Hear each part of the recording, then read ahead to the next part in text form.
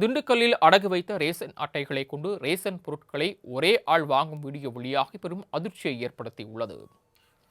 தமிழ்நாடு முழுவதும் அடித்தட்டு மக்கள் மற்றும் நடுத்தர மக்கள் பயன்பெறக்கூடிய வகையில் பொது விநியோக திட்டத்தின் கீழ் நியாய விலை கடைகளில் அரிசி, பருப்பு உள்ளிட்ட அத்தியாவசிய பொருட்கள் குறைந்த விலைக்கு வழங்கப்பட்டு வருகிறது.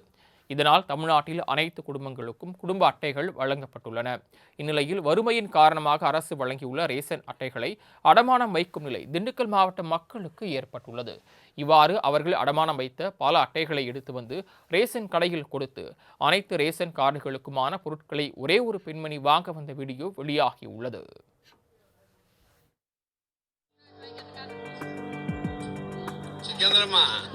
புதுக்கார்டு நீ கொடுக்குறியா, தாசில்தார் அங்க கொடுக்குறாங்களா? இந்த கார்டு கூட உனக்கு ஏதுமா? அடவு கடா எப்படி ஆன்லைன் யாரும் வாங்க விட மாட்டியா? சரி சரி.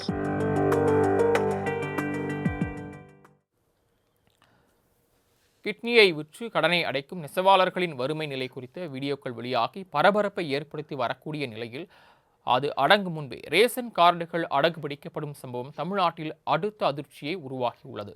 இதுகுறித்து தமிழ்நாடு அரசு மற்றும் மாவட்ட நிர்வாகம் உடனடியாக நடவடிக்கை எடுக்க வேண்டும் என கோரிக்கை எழுந்துள்ளது.